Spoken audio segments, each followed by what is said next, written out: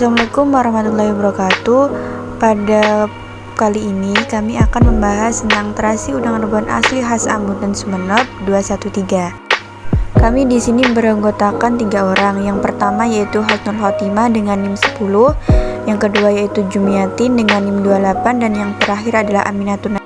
Outline pembahasan yaitu ada deskripsi produk, alat dan bahan, proses pembuatan, analisa SWOT, dan saran.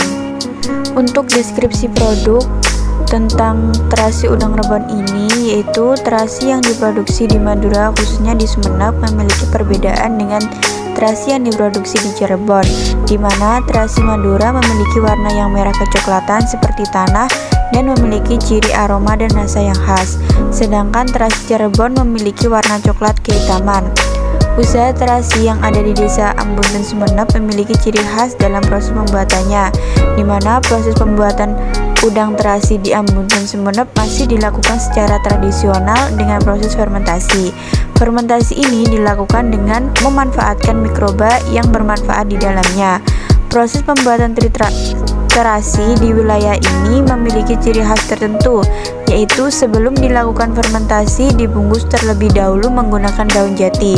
Selain itu, dalam proses tradisional ini dilakukan dengan cara ditumbuk sehingga menghasilkan cita rasa yang gurih, lebih enak dan tahan lama dengan ciri khas warnanya yang agak kecoklatan dan aroma udang menyengat. Alat dan bahan yang digunakan yaitu penumbuk tradisional, udang rebon, garam, daun jati, dan daun pisang.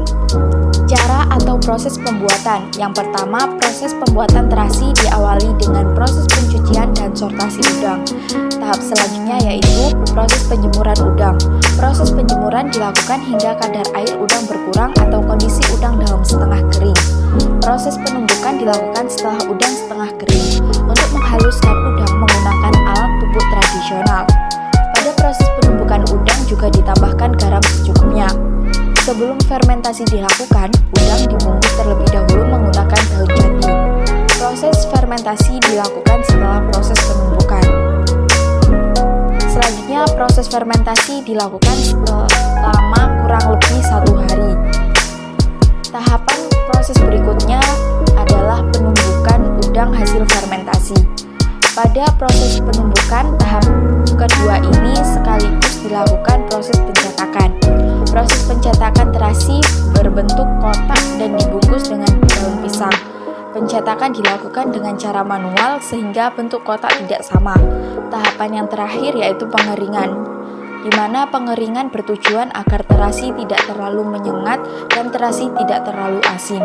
Rasa terasi di Ambon mempunyai ciri khas tersendiri karena dalam proses pembuatan tidak menggunakan bahan campuran lain selain udang.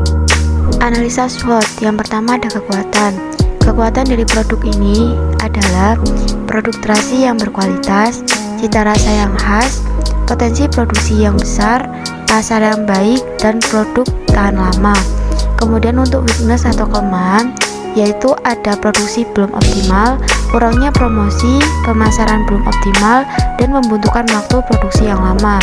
Yang ketiga ada opportunity atau peluang, yaitu permintaan yang tinggi, potensi pasar yang luas, potensi pengembangan usaha, dan teknologi yang sederhana. Dan yang terakhir adalah threats atau ancaman, yang terdiri dari ketersediaan bahan baku yang tidak stabil, kenaikan harga barang modal, kenaikan harga BBM, adanya terasi produksi daerah lain, dan adanya produk terasi dengan pewarna.